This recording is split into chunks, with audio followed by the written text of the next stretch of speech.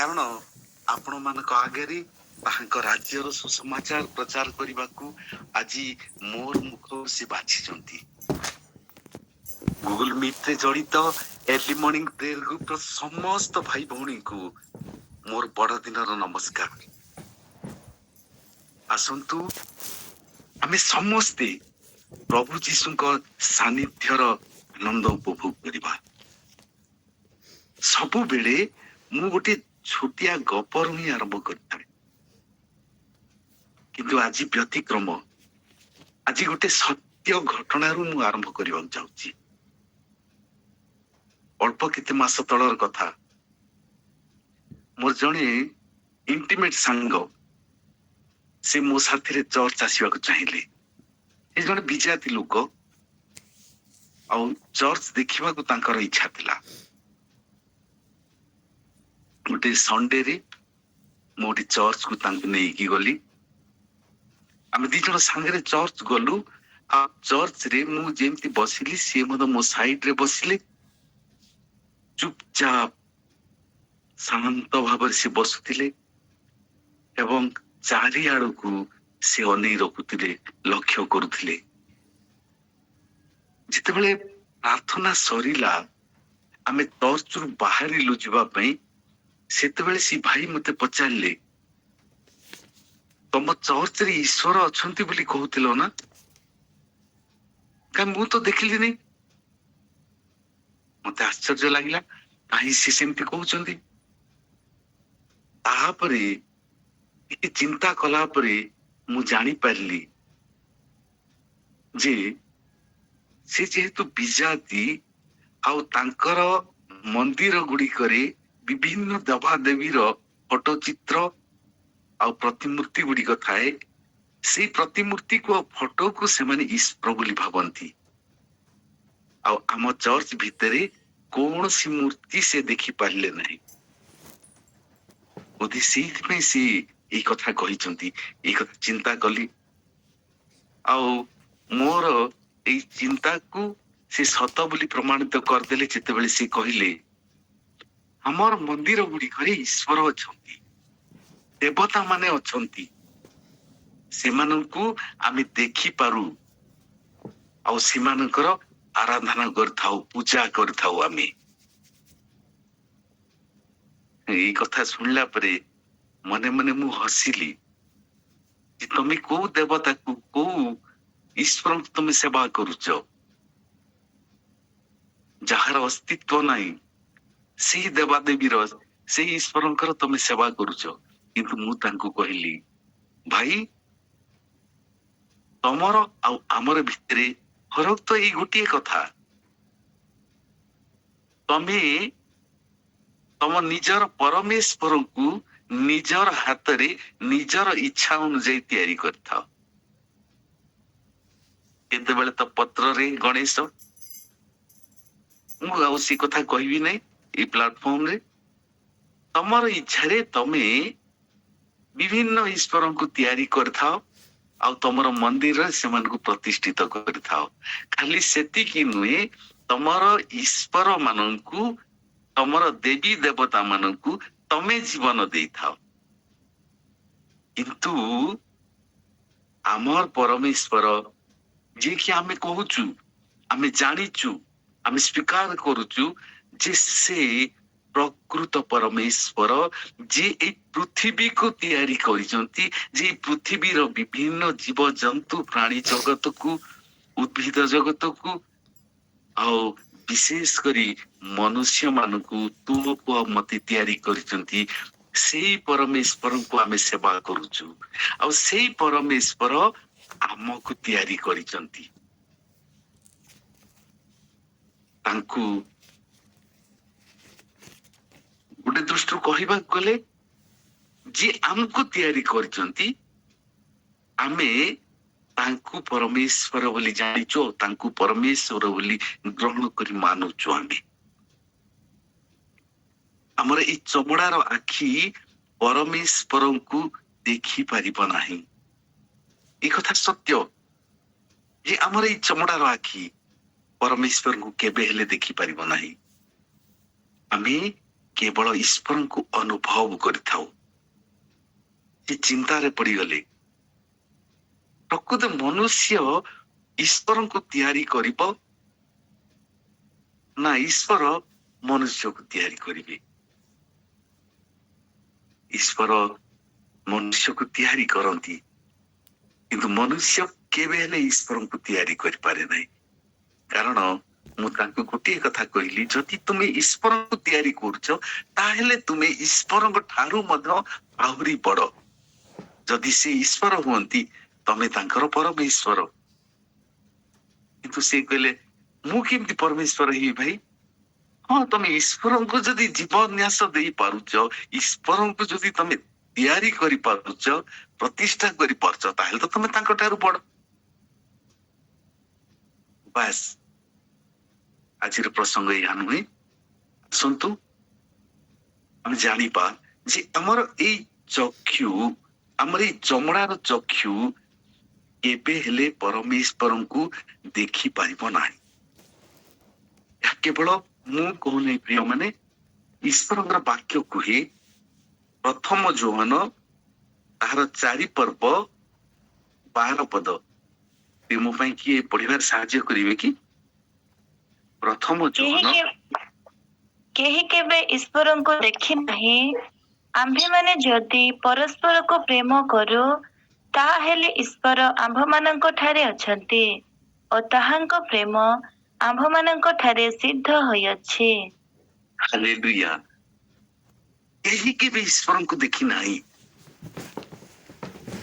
हमर ई चमड़ार आखिरे मु बारंबार कहूची, हमर ई चमड़ार आखिरे आमे केबे हेले देखि परिबा नै ताहांकु, किंतु आमे तांको अनुभव करि परिबा एतेबेले जेतेबेले आमे परस्पर को प्रेम करिबा ताहेले से ईश्वर जे आमको तैयारी करचंती, पृथ्वी को तैयारी करचंती, से ईश्वर हमर भितर अछंती और से आम भितर मैनिफेस्ट हेबे।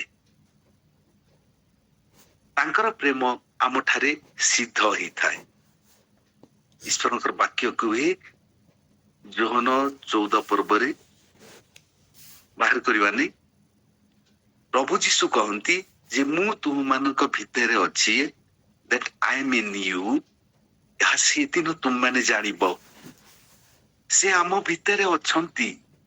जेतेबेले आमे तांकर इच्छा अनुसार जीवन निर्वाह करू, परस्पर को जदि आमे प्रेम करू ताहेले आम भितरे से कार्य करिवे।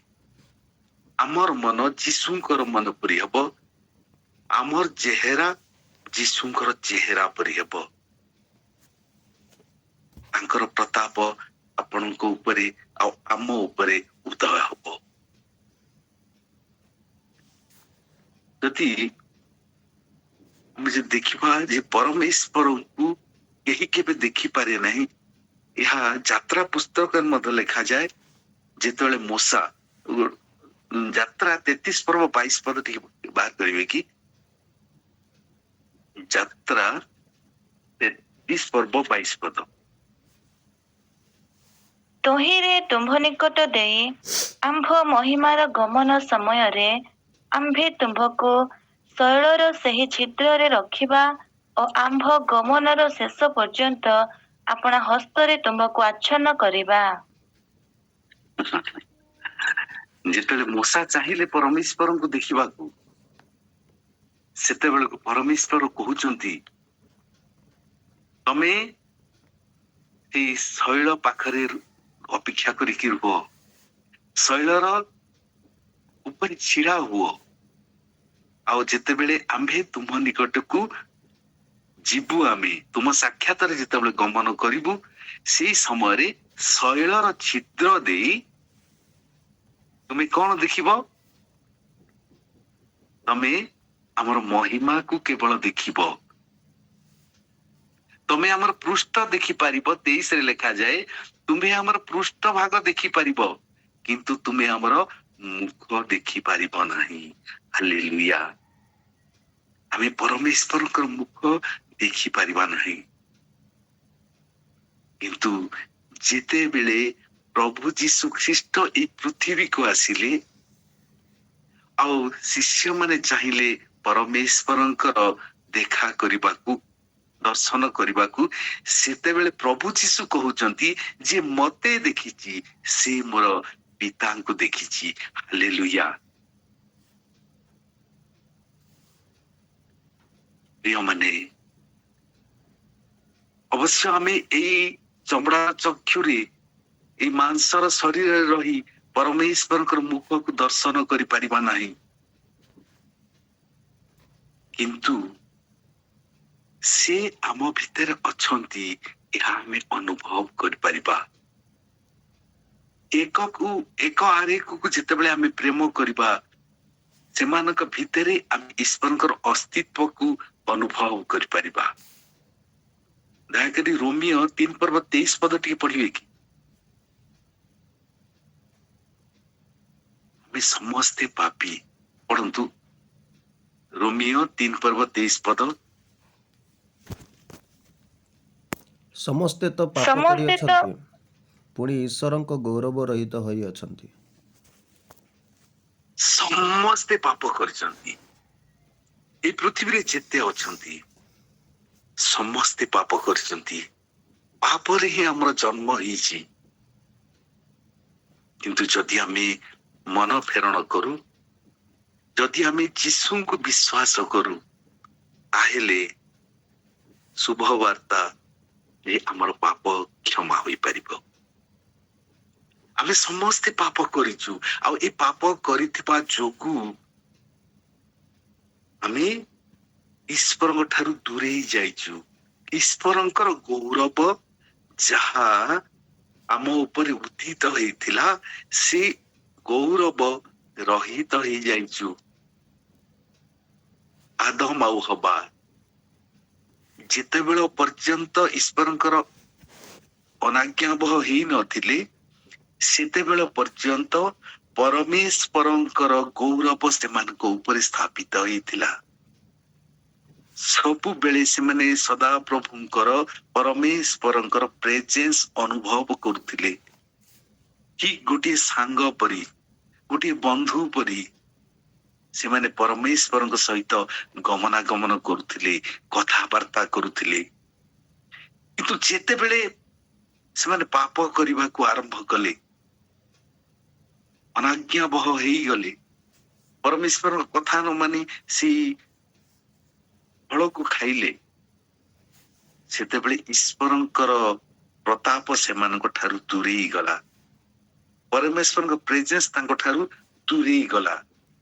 ସେ ଗୌରବର ରହିତ ହେଇଗଲେ ସେମାନେ। ହଁ ପ୍ରିୟମାନେ, ଆଉ ସେଇଥିପାଇଁ ହିଁ ଏଇ ପୃଥିବୀକୁ ମୃତ୍ୟୁ ପ୍ରବେଶ କଲା। ରୋମିଓ 6:23 ଟିକେ ଦେଖିବା। ରୋମିଓ କାରଣ ପାପର ବେତନ ମୃତ୍ୟୁ, କିନ୍ତୁ ଈଶ୍ୱରଙ୍କ ଅନୁଗ୍ରହ ଦାନ ଆମ୍ଭମାନଙ୍କ ପ୍ରଭୁ ଖ୍ରୀଷ୍ଟ ଯୀଶୁଙ୍କ ସହଭାଗିତାରେ ଅନନ୍ତ ଜୀବନ ଅଟେ। ହାଲେଲୁୟା। ପାପର ବେତନ ମୃତ୍ୟୁ ଅଟେ ପ୍ରିୟମାନେ।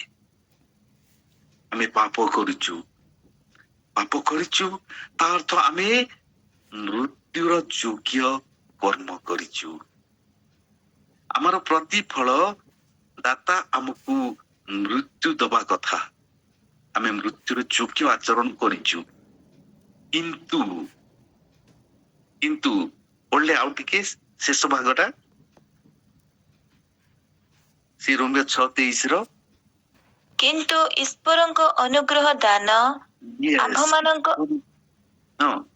ଆମ୍ଭମାନଙ୍କ ପ୍ରଭୁ ଖ୍ରୀଷ୍ଟ ଯୀଶୁଙ୍କ ସହଭାଗିତାରେ ଅନନ୍ତ ଜୀବନ ଅଟେ।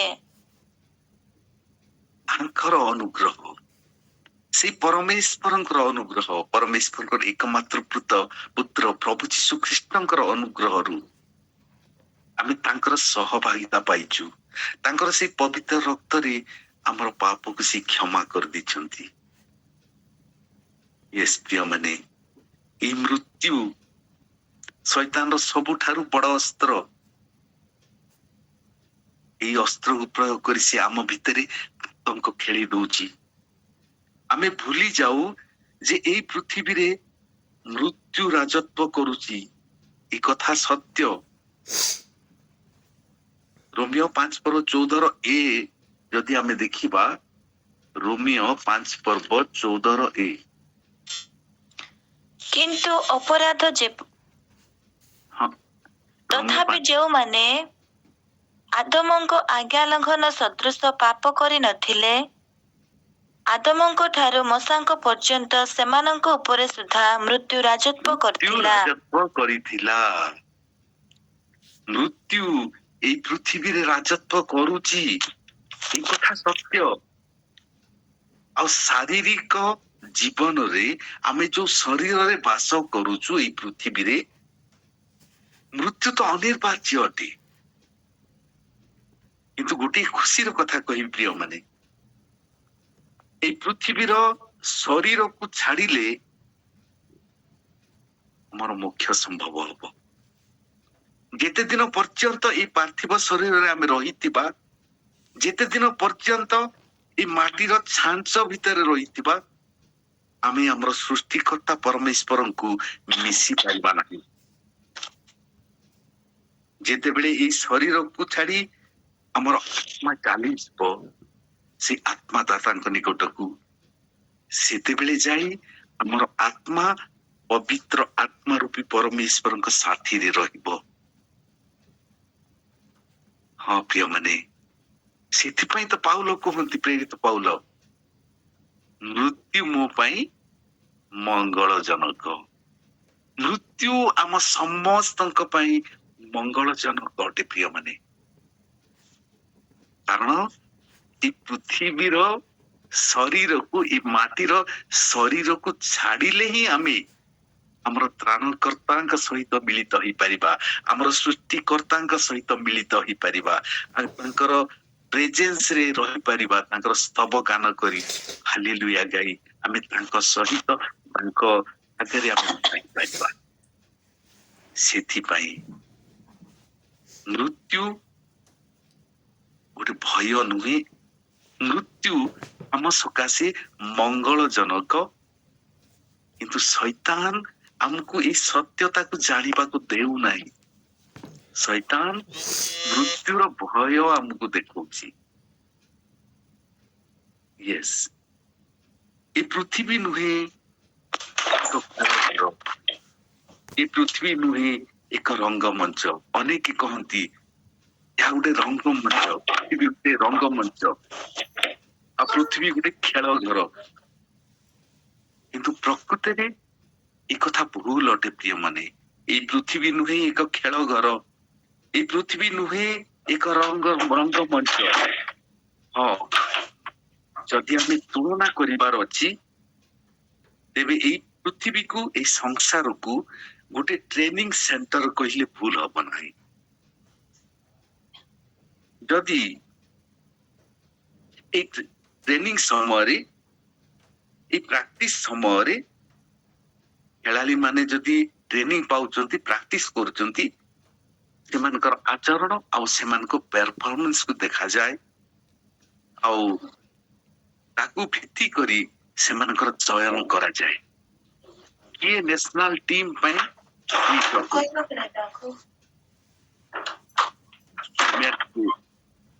ସୌମ୍ୟା ବନ୍ଦ କର।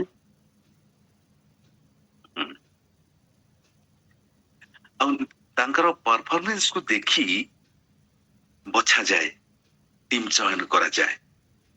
ଠିକ ସେମିତି ପ୍ରିୟ ମାନେ, ଏଇ ପୃଥିବୀକୁ ଆମର ପରମେଶ୍ୱର ଆମକୁ ପଠେଇଛନ୍ତି ଗୋଟେ ଉଦ୍ଦେଶ୍ୟ ରଖିକି। ଆଉ ଏଇ ପୃଥିବୀରେ ଆମର ଆଚରଣ ଦେଖି, ଆମର ଚାଲିଚଳନ ଦେଖି, ଆମର ପରଫର୍ମାନ୍ସକୁ ଦେଖି ସେ ସ୍ୱର୍ଗ ରାଜ୍ୟର ଯୋଗ୍ୟ ଆମେ ହେଇପାରିବା କି ନାହିଁ ତାହା ସ୍ଥିର କରନ୍ତି, ଆମକୁ ବାଛନ୍ତି। ଯଦି ଏଇ ପୃଥିବୀର ରମଣୀ ସମୟରେ ଆମର ଆଚରଣ ତାଙ୍କର ଇଚ୍ଛା ଅନୁଯାୟୀ ହେଇଥାଏ, ଯଦି ଏଇ ପୃଥିବୀର ରମଣୀ ସମୟରେ ଆମେ ତାଙ୍କର ଇଚ୍ଛା ଅନୁଯାୟୀ ଚାଲିଥାଉ, ତାଙ୍କ ଉପରେ ନିର୍ଭର କରିଥାଉ, ତାହେଲେ ସେ ଆମକୁ ତାଙ୍କର ସେଇ ସୁନ୍ଦର ସ୍ୱର୍ଗ ପାଇଁ ଯୋଗ୍ୟ ବୋଲି ବିବେଚନା କରନ୍ତି। ଆଉ ଆମକୁ ସେଇଦିନ ସିଏ ଉଠେଇ ନେଇଯିବେ ନୀଳ ଆକାଶରେ ଯେତେବେଳେ ସିଏ ଅପେକ୍ଷା କରିବେ। ପ୍ରିୟ ମାନେ, ଯେତେବେଳେ ତାଙ୍କର ଦ୍ୱିତୀୟ ଆଗମନ ହବ, ଯଦି ଆମେ ତାଙ୍କର ଯୋଗ୍ୟ ଆଚରଣ କରିଛୁ, ତାହେଲେ ସେ ଏଇ ପୃଥିବୀରୁ ଆମକୁ ଆକର୍ଷଣ କରିକି ନେଇଯିବେ। ଆଉ ଆମେ ସମସ୍ତେ ଦୂତମାନଙ୍କ ସହିତ ମିଶି ସେ ସୁନ୍ଦର ନୀଳ ଆକାଶକୁ ଯିବା, ଯୋଉଠି ଆମର ପ୍ରଭୁ ଯୀଶୁ ଆମକୁ ଅପେକ୍ଷା କରିଥିବେ। ମୃତ୍ୟୁ, ଆମର ପାପ ସକାଶେ ମୃତ୍ୟୁ ଏଇ ଜଗତରେ ପ୍ରବେଶ କରିଛି। ଆମେ ଯୋଗ୍ୟ ହେଇଛୁ ଏଇ ମୃତ୍ୟୁ ପାଇଁ ପାପ କରିଥିବାରୁ। କିନ୍ତୁ ଶୁଭ ବାର୍ତ୍ତା ଏହା ଯେ ଆମ ଭାଗର ମୃତ୍ୟୁକୁ ଆମର ବନ୍ଧୁ ଆମ ଠାରୁ ନେଇ ଯାଇଛନ୍ତି। ହାଲେଲୁୟା। ଆମର ଏମିତି ଜଣେ ବନ୍ଧୁ ଅଛନ୍ତି ଯେ ଆମର ଶାସ୍ତିକୁ, ଆମର ଦଣ୍ଡକୁ ନିଜ ଶରୀରରେ ଭୋଗ କରିବା ପାଇଁ ପ୍ରସ୍ତୁତ ହେଇଯାଇଛନ୍ତି। ଆଉ ସିଏ ଆମର ଦଣ୍ଡକୁ ନିଜ ଶରୀରରେ ଭୋଗ କରିସାରିଛନ୍ତି। ହଁ ପ୍ରିୟ ମାନେ, ଯୋଉ ପାପ କରିଥିବା ଫଳରେ ଆମେ ମୃତ୍ୟୁର ଯୋଗ୍ୟ ହେଇଥିଲୁ, ଦଣ୍ଡର ଯୋଗ୍ୟ ହେଇଥିଲୁ, ଆମ ପାଇଁ ସେ ତାର ମୂଲ୍ୟ ଦେଇ ସାରିଛନ୍ତି। ଆମକୁ ସେ ମୁକ୍ତ କରି ସାରିଛନ୍ତି। ଯେତେବେଳେ ଆମେ ପାପ କରୁ, ହୁଏତ ଶୈତାନ ବହୁତ ଖୁସି ହେଇଯାଏ, କାରଣ ସେ ଚିନ୍ତା କରେ ଯେ ତାର ପଛରେ ଚାଲିବା ଲୋକଙ୍କର ସଂଖ୍ୟା ଦିନକୁ ଦିନ ବୃଦ୍ଧି ପାଉଛି। ଆଉ ଆମ ଜୀବନରେ ତାର ରାଜତ୍ୱକୁ ସେ ଘୋଷଣା କରିଥାଏ। କିନ୍ତୁ ସେ ଜାଣେ ନାହିଁ, ଯେତେବେଳେ ଆମେ ମନ ଫେରଣ କରି ପାପ ପାଇଁ କ୍ଷମା ମାଗି ଆମର ପରମେଶ୍ୱରଙ୍କ ପାଖକୁ ଫେରି ଯାଉ, ସେତେବେଳକୁ ସେ ଆମର ପ୍ରତ୍ୟେକ ପାପକୁ କ୍ଷମା କରିଦିଅନ୍ତି। ତାଙ୍କର ସେ ପବିତ୍ର ରକ୍ତରେ ଧୋଇ ଦେଇଥାନ୍ତି। ସେଇଥିପାଇଁ ତ ଯୀଶୁଙ୍କୁ ସ୍ୱର୍ଗକୁ ଛାଡି ପୃଥିବୀକୁ ଆସିବାକୁ ପଡିଲା। ପ୍ରିୟ ମାନେ, ସମୟ ହେଇଯାଉଛି। ଆସନ୍ତୁ ଗୋଟେ ଛୋଟ ଗପ କହି ମୁଁ ଆଜିର ଏଇ ଶିକ୍ଷାକୁ ବନ୍ଦ କରିବାକୁ ଚାହୁଁଛି। ସେ ଆପଣଙ୍କୁ ବହୁତ ପ୍ରେମ କରନ୍ତି ପ୍ରିୟ ମାନେ, ସେ ମୋତେ ବହୁତ ପ୍ରେମ କରନ୍ତି। ଯୋହନ 3:16 ଆମେ ଦେଖୁଛୁ, ସେ ଆମକୁ ବହୁତ ପ୍ରେମ କରନ୍ତି। ଅଳ୍ପ ଦିନ ଭିତରେ ଆମେ ବଡଦିନ ପର୍ବ ପାଳନ କରିବାକୁ ଯାଉଛୁ। ପ୍ରସ୍ତୁତି ପର୍ବ ତ ଅନେକ ଦିନରୁ ଆରମ୍ଭ ହେଇସାରିଛି। ବର୍ତ୍ତମାନ ଆମର ଚିନ୍ତା କରିବାର ସମୟ ଆସିଛି, ଏଇ ପ୍ରସ୍ତୁତି କୋଉଥିପାଇଁ? ଖ୍ରୀଷ୍ଟଙ୍କର ଜନ୍ମ ପର୍ବ ପାଳନ କରିବା ପାଇଁ ନା କାହା ପାଇଁ? ଆମର এই ପ୍ରସ୍ତୁତି ପର୍ବ ସମୟରେ ଖ୍ରୀଷ୍ଟ ଯୀଶୁଙ୍କୁ ଖୁସି କରିବା ପାଇଁ ନା ନିଜକୁ ଏବଂ ନିଜର ଆତ୍ମୀୟ ମାନଙ୍କୁ ଖୁସି କରିବା ପାଇଁ? ଗୋଟିଏ 7-8 ବର୍ଷ ତଳେ ଗୋଟେ ଚର୍ଚ୍ଚରେ ମୁଁ କହିଥିବା କାହାଣୀଟି କହି ମୁଁ ଆଜି ବନ୍ଦ କରିବାକୁ ଚାହୁଁଛି। ଓନ୍ଲି 3 ମିନିଟ୍ ଅଛି। ଗୋଟେ ସୁନ୍ଦର ସହର ଥିଲା, ଆଉ ସେ ସୁନ୍ଦର ସହରରେ ଗୋଟେ ବହୁତ ବଡ ଧନୀ ଲୋକ ଥିଲେ। ଆଉ ତାଙ୍କର ଏକମାତ୍ର ପୁତ୍ର ପାଇଁ ସେ ତାକୁ ବହୁତ ପ୍ରେମ କରୁଥିଲେ। ଆଉ ତାର ଜନ୍ମ ଦିନରେ ସହରର ସବୁ ବଡ ବଡ ଲୋକ, ଧନୀ ଲୋକ, ପ୍ରତିଷ୍ଠିତ ଲୋକମାନଙ୍କୁ ନିମନ୍ତ୍ରଣ କରିଥିଲେ। ଆଉ ସନ୍ଧ୍ୟାରେ ଯେତେବେଳେ ସମସ୍ତେ ନିମନ୍ତ୍ରିତ ଭଦ୍ର ବ୍ୟକ୍ତି ମାନେ ଆସିଲେ, ସେତେବେଳକୁ ବାହାରୁ ହିଁ ସେଇ ତାଙ୍କ କୋଠା ଘର ଚାକଚକ୍ୟ ଆଉ ଆଲୋକ ସଜା ଦେଖି ବହୁତ ଖୁସି ହେଇଗଲେ। ଏଇ କାହାଣୀ ହୁଏତ ମୁଁ ଗତ ବର୍ଷ ବି କହିଥାଇପାରେ, କିନ୍ତୁ ଶୁଣିବାର ଧୈର୍ଯ୍ୟ ରଖନ୍ତୁ। ଆଉ ଯେତେବେଳେ ସେମାନେ ଭିତରକୁ ପ୍ରବେଶ କରୁଛନ୍ତି, ରାସ୍ତା ପାଖରେ, ବାଟ ପାଖରେ, କବାଟ ପାଖରେ ସେ ଗୃହର ମୁରବୀ, ସେ ଧନୀ ଲୋକ ଏବଂ ତାଙ୍କ ସ୍ତ୍ରୀ ବହୁତ ସୁନ୍ଦର ପୋଷାକ ପିନ୍ଧି ବାଟ ପାଖରେ ଅପେକ୍ଷା କରି ସମସ୍ତଙ୍କୁ ପାଛୋଟି ନଉଥାନ୍ତି। ଭିତରକୁ ଯିଏ ପଶିଲା ଆନନ୍ଦରେ ବିଭୋର ହେଇ ଯାଉଥିଲା। କୋଉ ଜାଗାରେ ତ ଦେଖିବାକୁ ଗଲେ ବିଭିନ୍ନ ପ୍ରକାର ମ୍ୟୁଜିକ ବାଜୁଛି, ବିଭିନ୍ନ ପ୍ରକାର ଗୋଟେ ଜାଗାରେ, ଆଉ ସେ ମ୍ୟୁଜିକର ତାଳେ ସମସ୍ତେ ନାଚୁଛନ୍ତି। ଗୋଟେ ଜାଗାରେ ବିଭିନ୍ନ ପ୍ରକାର ଖାଇବା ସଜା ହେଇଛି, ଗୋଟେ ପାଖରେ ବହୁତ ସବୁ ପ୍ରକାର ଏମ୍ୟୁଜମେଣ୍ଟ ସଜା ହେଇଛି। ଆଉ ସେ ଭିତରକୁ ଗଲେ ସମସ୍ତେ ହଜି ଯାଉଛନ୍ତି। କିଛି ସମୟ ପରେ ଗୋଟେ ଗରିବ ପିଲା ହାତରେ ଗୋଟେ ଫୁଲ ନେଇକି ଆସିଲା। ଆଉ ତାକୁ କେହି ପଚାରିଲେ ନାହିଁ, କେହି ପାଛୋଟିଲେ ନାହିଁ। କିନ୍ତୁ ସେଇ ପିଲା ଯେତେବେଳେ ଘର ଭିତରେ ପ୍ରବେଶ କଲା, ସେ ପ୍ରଥମେ ଦେଖିଲା ଯେ ତାର ସାଙ୍ଗ କୋଉଠି ଅଛି, ଯାହାର ଜନ୍ମଦିନ। ତାର ସାଙ୍ଗକୁ ସେ ଖୋଜି ଖୋଜି ଦେଖିଲା, ନାଚିବା ଜାଗାରେ ନାହିଁ, ଖାଇବା ଜାଗାରେ ନାହିଁ, ଯୋଉଠି ବାର୍ଥଡେ ବୟ ବସିବା କଥା ସେଇ ଜାଗାରେ, ସେଇ ଆସନରେ ବି ନାହିଁ। ଖୋଜି ଖୋଜି ସେ ଘର ଭିତରକୁ ଚାଲିଗଲା ତା ରୁମକୁ। ଆଉ ଯାଇକି ଯେତେବେଳେ ଦେଖୁଛି ଯେ ସେଇ ପିଲା ଯାହାର ଜନ୍ମଦିନ, ସିଏ ଖଟର ଗୋଟେ କୋଣରେ ଚୁପଚାପ ଆଣ୍ଠୁ ଉପରେ ମୁଣ୍ଡ ରଖି ବସିଛି ବହୁତ ଦୁଃଖରେ। ଆଉ ସେ ଯାଇ ପଚାରିଲା, ଆରେ ଭାଇ ତୋର ଆଜି ଜନ୍ମଦିନ ପରା, ତୁ ସେଠି ଯାଇନୁ କାହିଁକି? ସମସ୍ତେ ତତେ ଅପେକ୍ଷା କରି ରହିଛନ୍ତି। ତୋର ଜନ୍ମଦିନର ପୋଷାକ ବି ତୁ ଆଜି ଯାଇ ପିନ୍ଧିନୁ, ଏବେ ଯାଇ ପିନ୍ଧିନୁ। ଆଉ ସେତେବେଳେ ସେଇ ପିଲା ଯୋଉ ଦୁଃଖରେ ଉତ୍ତର ଦେଲା, ଭାଇ ଜନ୍ମଦିନ ମୋର ହଉଛି, କିନ୍ତୁ ମତେ କେହି ପଚାରୁନାହାନ୍ତି। ମତେ ଜନ୍ମଦିନର ପୋଷାକ ବି ଆଜି ପର୍ଯ୍ୟନ୍ତ ବର୍ତ୍ତମାନ ସୁଦ୍ଧା ଦିଆଯାଇ ନାହିଁ।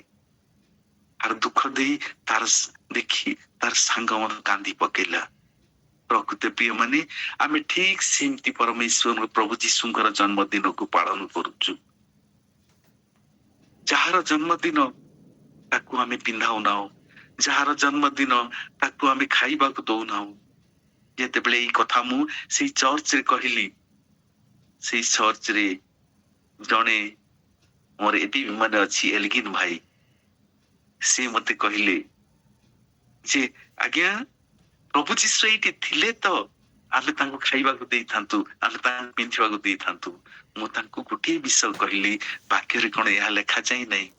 ଦରିଦ୍ରରୁ ଦରିଦ୍ର ମାନଙ୍କ ଭିତରୁ ଜଣଙ୍କ ପ୍ରତି ଯଦି ତୁମେ ଏହା କରିଛ, ତାହେଲେ ତୁମେ ଏହା ମୋ ପ୍ରତି କରିଅଛ। ବାସ୍ ସେତିକି। ଆଉ ଜାନୁଆରୀ 1 ତାରିଖରେ ମୁଁ ଦେଖିଲି ସେଇ ଚର୍ଚ୍ଚରେ ମତେ ଇନଭାଇଟ କରିଥିଲେ। ଆଉ ପ୍ରତ୍ୟେକ ଲୋକ ବିଭିନ୍ନ ପ୍ରକାର କପଡା ନେଇକି ଆସିଥିଲେ। କିଏ ସାର୍ଟ କପଡା ଆଣିଥିଲା, କିଏ ଟି ସାର୍ଟ ଆଣିଥିଲା, କିଏ ଧୋତି ଆଣିଥିଲା, କିଏ ଶାଢୀ ଆଣିଥିଲା। ଆଉ ସମସ୍ତେ ବୁଲି ଆନନ୍ଦରେ ଆମେ ଗାଁରେ ଗରିବ ଲୋକମାନଙ୍କ ପାଖରେ ବାଣ୍ଟିଲୁ। ଆଉ ପ୍ରକୃତରେ ସେଇ ଜାନୁଆରୀ 1 ତାରିଖ ଆମ ପାଇଁ ବଡ ଦିନର ଆନନ୍ଦ ଭରି ଦେଇଥିଲା। ଆଶା କରୁଛି ଆମେ ସମସ୍ତେ ଏଇ ବର୍ଷ ପ୍ରକୃତ ବଡ ଦିନ ପାଳନ କରିବା। ପ୍ରଭୁ ଆମ ସମସ୍ତଙ୍କୁ ପ୍ରଚୁର ପ୍ରଚୁର ଆଶୀର୍ବାଦ କରନ୍ତୁ। ଆମେନ୍। Hallelujah, hallelujah.